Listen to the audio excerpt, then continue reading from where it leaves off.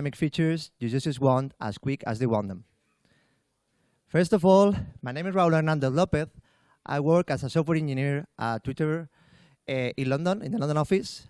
I want to say thanks, first of all, to my colleagues in San Francisco, the Predictable team concretely, my team also in London, also Nacho, who is right there, who's going to be speaking today. As you can see here, I was during Google I/O this year. That's the picture, and that's why. 2 years ago, Google announced dynamic features and dynamic delivery. And we have a few experiences from that point. And that's why today I'm going to explain you a few things that we learned along the way. So first of all, I want to ask you, what is dynamic delivery? Does anyone know? Can you raise your hand? What is dynamic delivery or dynamic features? A few of you. Can you say what is dynamic delivery? Fair enough. So yeah, today we're gonna learn, if you don't know it already, what is dynamic delivery.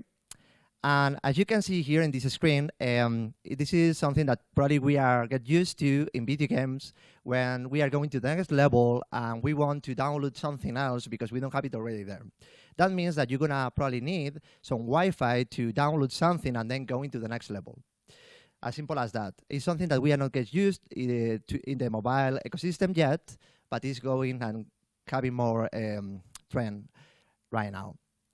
And then I'm gonna tell you a few reasons why we chose to have dynamic delivery and dynamic features on Twitter for Android. First of all, I will introduce you this use case, which is basically the main case when you are going to the camera on Twitter for Android and you are trying to broadcast something to the world and then sharing this with whoever you want to share it. The thing is, we wanted to introduce a new feature called Go Live Together. And this is basically like a podcast show. This is the ability of basically inviting some viewers of your broadcast to become part of this podcast show.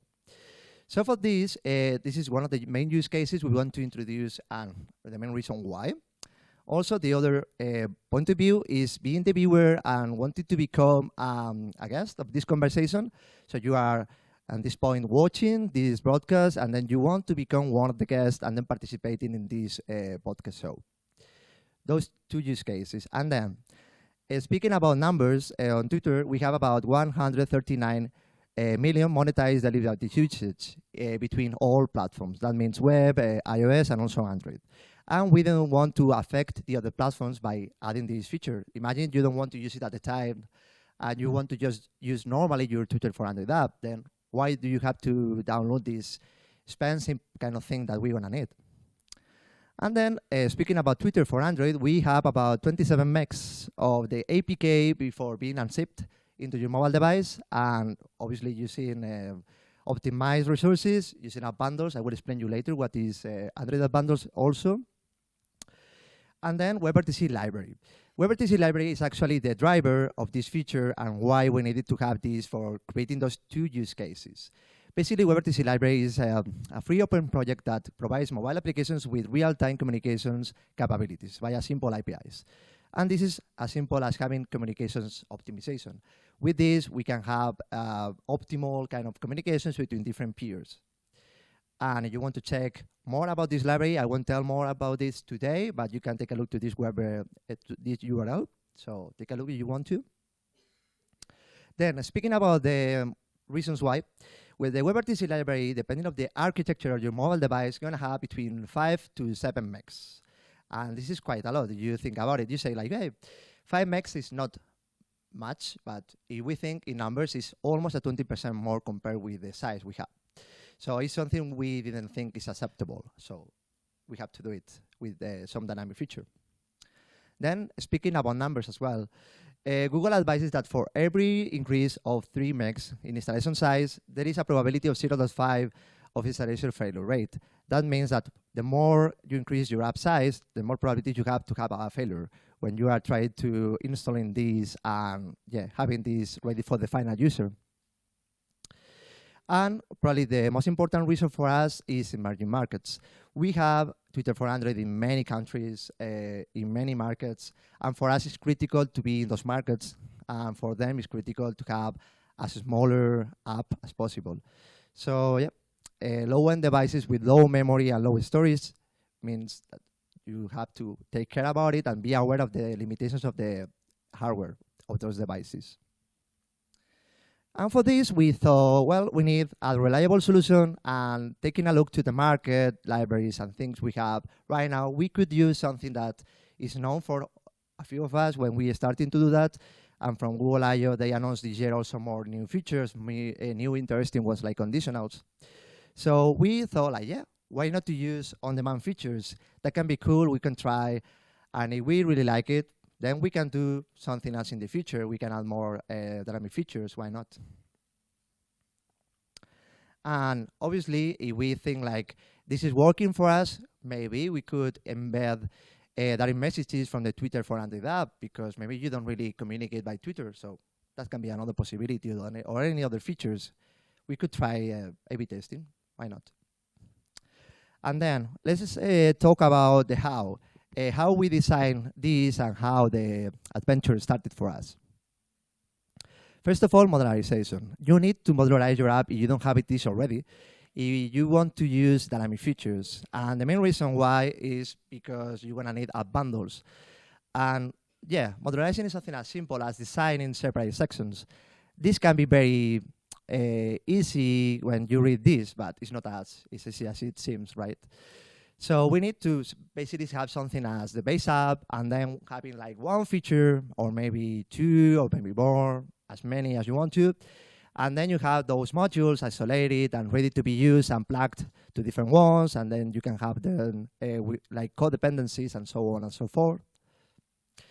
And this will enable you to easily reuse your code, because if you have this module ready to be plugged to another thing, then you can very easily have code dependencies and code modules depending on each other. And then if you need to change something, that's going to be easier as well.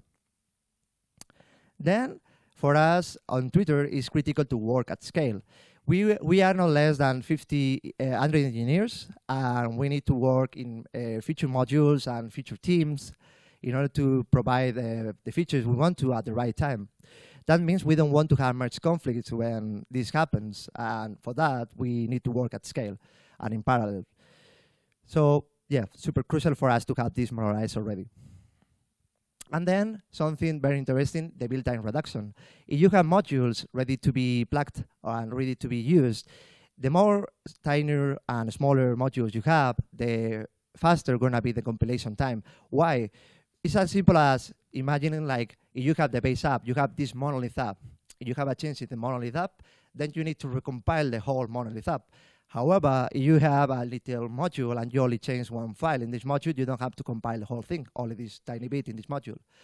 So this dramatically changes the compile time. And then Android bundles. Android bundle is available from Olipop in advance. That means that if you don't have it, you cannot provide dynamic features. And Android bundles is something like an allow system with the compile and resources ready to be deferred to the Play Store to be installed in your mobile device as soon as requested. So this is having the right configuration for you and the right setup. I will explain you a few things about it in a moment. Then, speaking about modularization, we have, as you can see here on the right side, the base app, Twitter for Android app, and then we have different dependencies and different modules right there. We have two apps in production right now. We have Periscope app and we have Twitter for Android app. The thing is, we are sharing a few things. We are sharing the WebRTC library and we are sharing a few more. But in this case, we have those code dependencies. The thing is, for Periscope, we don't really mind. For us, it's affordable to have this WebRTC library ready to be used. But for Twitter for Android, as I mentioned, because of emerging markets, we have some restrictions, some constraints. So the solution we have for starting this solution and this adventure is to basically excluding this binary. Because WebRTC library is a binary file, it's a native library. So yeah, it's basically getting this SO, which is already there as a dependency. And for us, it's something as simple as from the base app saying that we are excluding this file, and then we have to provide this on demand. That means that we're going to use this at the time we need it by using, in this case, obviously, dynamic features. So doing a little recap, we need to have a module, which is split in a split module, separated module, isolated, ready to be used at the time we need it. And then I will explain you now a few things we learned along the way and how we designed this experiment. First of all, we need to think in the Google Play Store and what it does, because the Google Play Store is working like a gateway. It's like the main provider, the main server of these things you want to provide to your app. So the WebRTC Dynamic module going to be delivered at the time you want to be delivered. And then we have one of the setups. One of those setups is basically when it's under Lollipop. That means KitKat and other lower versions. The thing is, you have this setup, the main issue is you're going to have a multi-APK. So the app reduction won't be produced at this point, because you will have all architectures, all densities, and compiled code. However, if you have Lollipop in advance and you have app bundles, then you will have optimized resources, you will have the right architecture, the right code, the right resources ready to be used for your mobile device. Because if you don't have a tablet, why do you need those resources? It's totally not nonsense. So those two combinations, we preferably want to have the one in the left, if possible, if you don't, sorry. And obviously, we would like, and we love to have like the happy path all the time, but we have to be aware of the different issues that can happen along the way. As we are delivering something to the final user and we are using the Wi-Fi or the data connection, then we need to care a lot about the different issues that could happen because the network failure, or maybe you don't have any connection, or maybe the user has to allow some permission. And then the case of the space. If there is any problem meanwhile you are installing and you are aware that this device doesn't have enough space, then you have to communicate to the user in any way that this is happening. So we have to do something like maybe uninstalling any other app or anything else. And then the happy path. We have to check the progression on the installation and the download. And when it's happening, then when it's completed, we need to install this and unload in the use case that we want to, the user experience. In our case, it's go live together. And then when can we do this? We have two situations when we can deliver dynamic features. One is at the time you really need it. Let's say you are tapping a button and then everything is happening. And the other use case is when you can do it at the moment that is more convenient for the final user. Let's say that you are navigating through the Twitter for Android app right now, and you are going through the home timeline, reading some news about Trump, about Brexit, about the Spanish government right now, what is going on, are they having a government, it's not happening, it's not happening. At this point, you can basically like downloading this and using that because you don't really need it, but let's say you have Wi-Fi, you are not using any data from your provider, and you have plugged to the electricity connection your mobile app, so you have the right conditions, why not? You have enough storage, let's do it. And then you will have this ready to be used. That's one of the things. At this point, we are having the first use case, but why not to have the second one in the future? Then design principles and how we design to do that. First of all, we are managing activity states. We have something called activity tracker. For having an analogy, this is very similar to lifecycle in our Google Arch components, architecture components. So it's something as simple as that, nothing very fancy. But we have this from the early days, so earlier than architecture components came. So something as simple as if you have visible the screen, then we check what is going on when it's resumed. Or when it's on pause, we do something else. So we are having by this a generic implementation that can be plugged to a specific implementation in the very future. And then we are integrating this with the Google library responsible of delivering this to the final user. This is the split install manager, or the library behind the scenes, the play call library. So when we are resuming, we are registering this, and when we are pausing, we are unregistering this because we don't need to do it, because we want it only at the time we are using it, not when it's deferred. And then, speaking about the specific implementation, we are relying a lot and very heavily on RxJava and Twitter for Android. That means that we need to subscribe and be aware about the different streams that are going to happen and the events that are going on. So that's the specific implementation and the boundaries we have there. Speaking about these specific details, we need also something very easy to stand, because we need to, in the future, probably to create new dynamic features.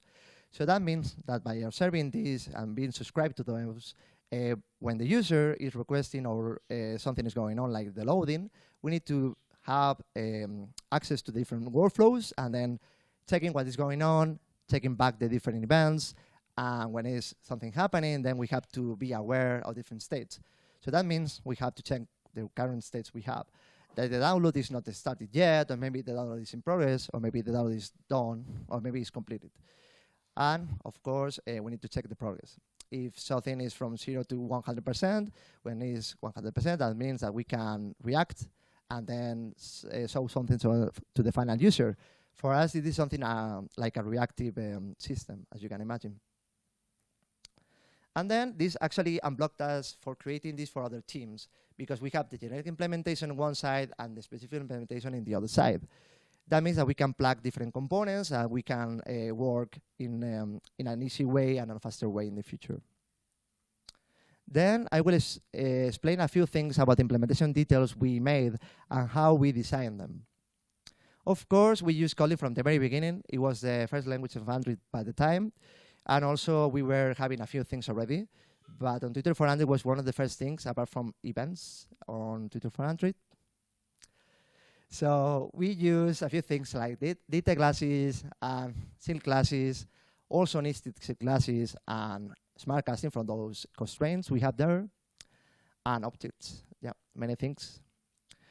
Then talking about the configuration from the main base app, the first thing you have to do if you want to provide this and creating this, you get to configure the dynamic features that are ready to be used. So we have in this package, in lib Twitter features, dynamic features, the WebRTC library.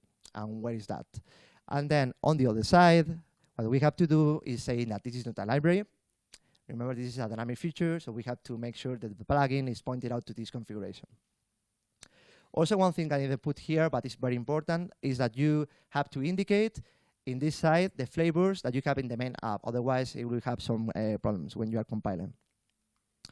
Then, speaking about the Android manifest, a few things here. You don't need to put instant, because instant is for instant apps. This is not an instant app for us. Is everything okay? And then, oops, sorry, too fast. And then we have to indicate that this is an on-demand feature module. Then this to true. Then the fusing option that you can see that is included to true is basically something as simple as basically being compatible with KitKat. If you don't have this, you won't have multi-APKs if you are under Lollipop. The other option of having this embedded in the app is removing the safe fusing, because maybe you don't have it. And then on-demand can be removed, or on-demand to false, and then it will be not delivered later, but it will be included in the main app. And I think that's all you need to have for the configuration. Then speaking about the implementation details, what we designed is something like, well, we want to install the dynamic feature module. So we have the module name, we pass it, and then we have to check if it's installed, and then we have to load the native library, WebRTC. And then for the particular generic implementation, then we have to register and check if it's registered. And of course, the bridge between the generic and the specific.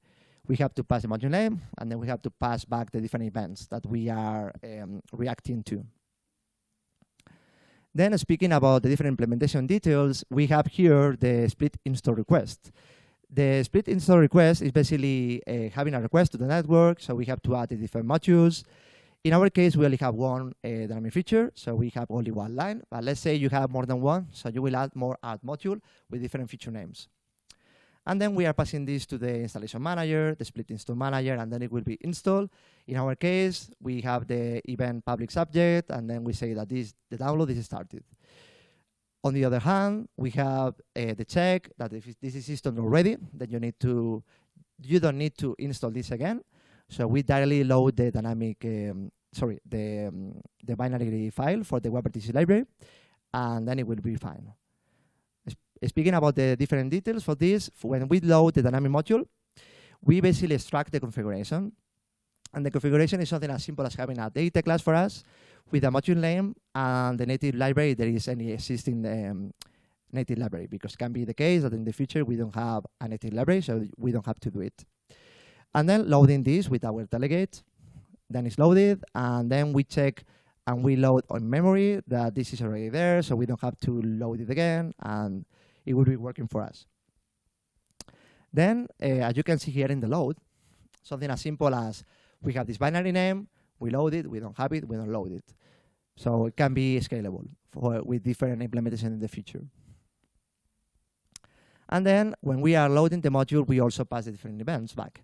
So the load is completed, we have to do some action, or if maybe there is an error, then we have to load something to the final user to say, hey, this problem is happening right here. We have to act. And then the bridge between both sides, the generic and the specific.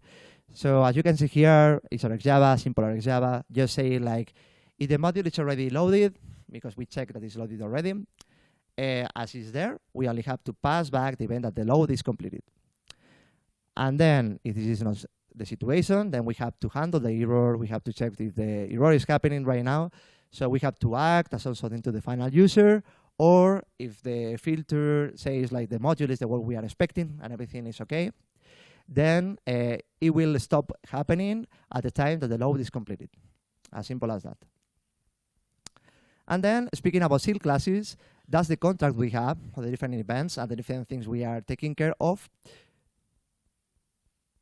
Okay, I think you don't see the thing I'm seeing right there, but okay. There is an error right there in that screen. Sorry, speaking about errors, that's perfect for me. So yeah, there are errors in the seal class, and then we are having like different errors that we can have for the load error and few things. So we have this constraint, we have the different errors right there. I didn't enumerate all of them, but you can imagine that we have more than load error, like install error and a few things more. And then when the process is happening, then we have this float number ready to be used from 0 to 1.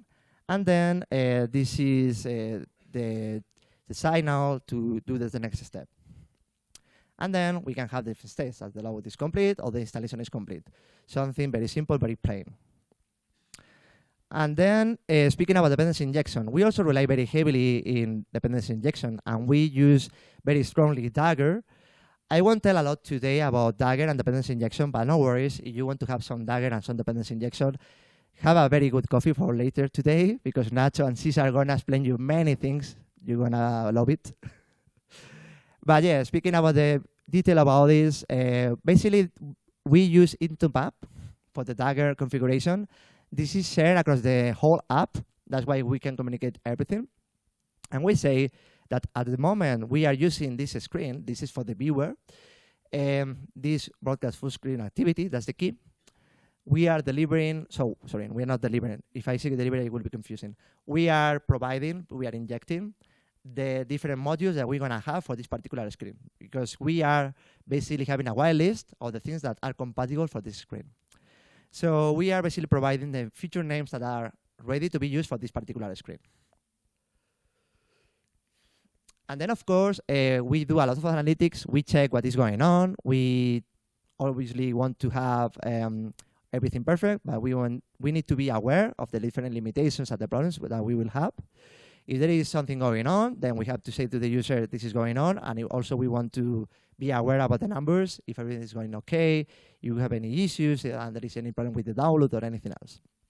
Also, this actually helped us a lot to discover a few issues that I will tell you in a moment later. Then we have it. So this is the implementation we have there, and this is the UX. So again, this is the viewer side. By tapping this smiley faces button that we have right there. Sorry, I think the screen is a bit tiny. Basically, at this point, we are downloading this from the internet, and the Play Store is having this ready to be downloaded for you and then installed.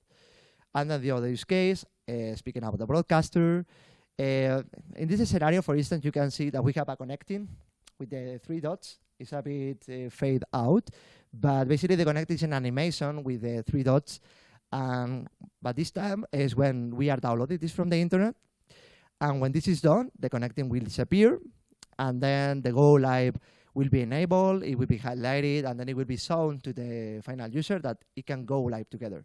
because then you have ready to be used this WebRTC library with the Go Live Together functionality.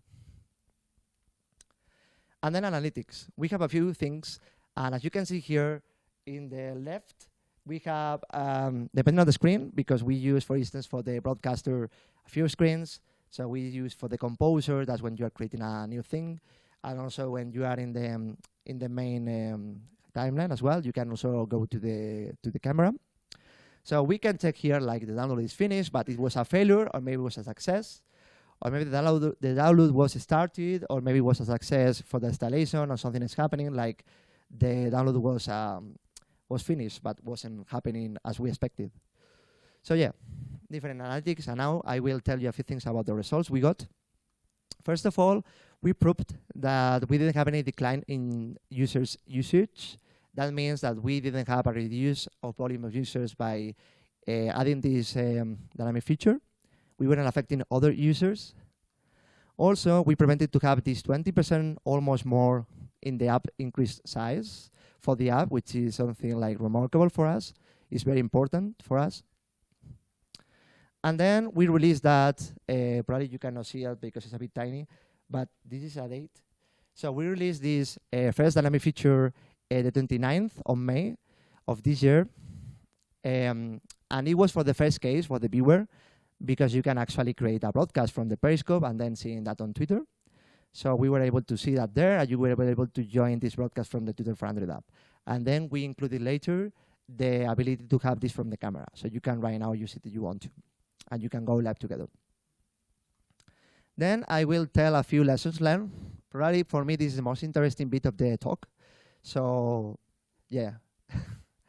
First of all, issues with Android beta features. The Android beta features are very nice, and all of us probably want to try everything new, like hipsters, like, yeah, let's do this fancy thing. Let's try it right now and let's crash the app. But, you know, if you are affecting millions of users, you cannot do that.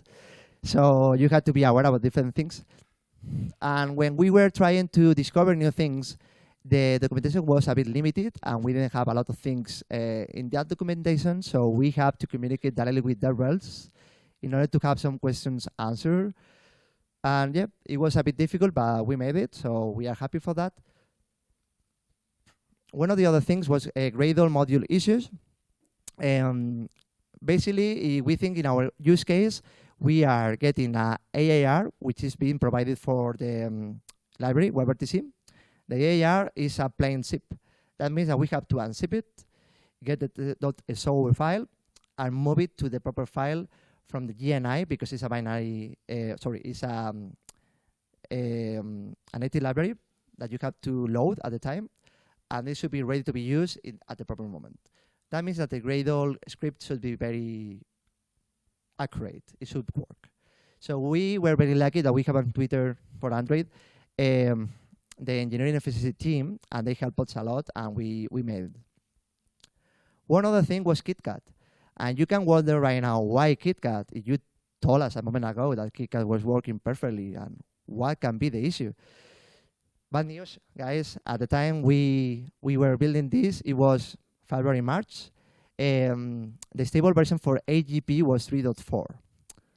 And the thing was, 3.4 was working for many versions, but when we try in our staging environment before going to production, some devices on KitKat, we were having a few crashes, and we didn't understand why.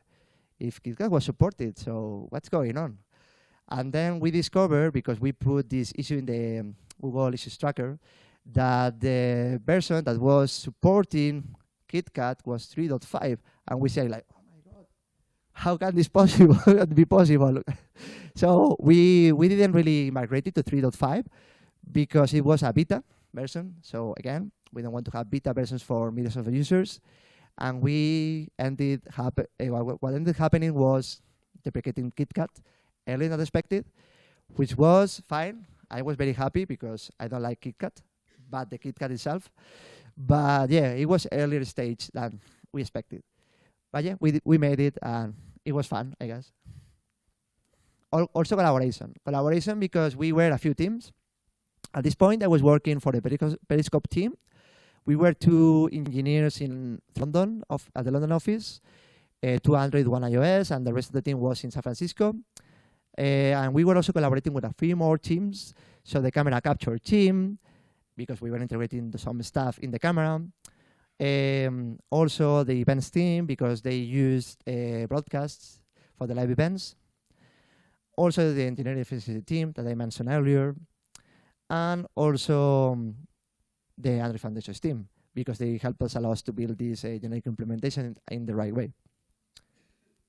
And then we have some synchronization issues. This is one of my favorites as well, because the satellite is retransmitting for you this dynamic delivery, and everything should work perfectly well. But then this situation happened. Probably you are very familiar with this. You have your app, your mobile device configured to be using and to be downloading in the right conditions your different things. You probably are downloading this, and you have one app, another app. Everything is going on and on and on. So that means that you are in a queue of different things that are being downloaded at this point, and wonder why this is an issue for us. Because if we go to Twitter for Android at this point, you have never tried go live together. And then you try to tap this smiley faces button. You try to have the dynamic feature ready to be used. What is happening is like, this is going to the queue. We are at the end of the queue. This is a first in, first out. Very interesting, right? Because we didn't expect that, and we didn't understand why we were having some failures in the analytics. So analytics are super important. You have to use them all the time to figure out the things that you didn't expect. So I think this is something that Google is trying to figure out and solve right now. I think it's still an ongoing issue, but I'm not sure. But they can tell you later if you ask, or if they want to say. But yeah, it would be perfect to have like dancers, preferably synchronous, and not a queue, all in parallel, like streams in parallel with coroutines and flow, all those things. But yeah, that's an issue we had, real world, real problems. And then, probably you are very familiar with this meme. That's the last one, the last issue. It doesn't work. Why it doesn't work? Or it works, but why, you know? It was a pretty beta thing I was trying. Shouldn't work. So this is related to how we try to create and build those things. Because in February, March, we didn't have this nice fake split install manager that you have right now after Android Summit. You can right now try to debug when you are building. At this point, we had nothing. We had nothing but our will to make it. So there are two solutions. We had two solutions at this point. One of those was to create the test track in the Google Play Store. And by having this test track, you have to upload the AAB, the Android bundles with your app. And when you have this upload there, then you can basically try it and debug it if you want to. But as one of the cases, you have to build it before you have it, so it's a bit complicated to debug. And the other case is by using bundle tool and creating a bundle with everything in the same bundle altogether, APKs, which is a combination of bundles. Those two things, so yeah, we achieved it, but it was a bit tricky to make, to be honest. And then, finishing the talk, next steps. One of those is different installation. You can do one of the cases I mentioned, that you are taking a look to different news that are happening today. Android Madrid, let's say. And yeah, doing it at the right time when you don't really need it, but you have the right conditions, like plug to the electricity connection and having Wi-Fi. And other thing, very interesting things, having the right device. If you think like this device is having the hardware proper for this device, and by this you think like the storage is gonna be enough, you can basically deliver this at the time you're updating the next version of the app. Or you can create a whitelist by geographically the location, that means by country. Or you can say we don't want to have KitKat. We can have it from Marshmallow or Pi or any of the versions. So those are the different possibilities. And well, that's all for today for me. Thank you so much. And if you have any questions, I think we have 4 minutes.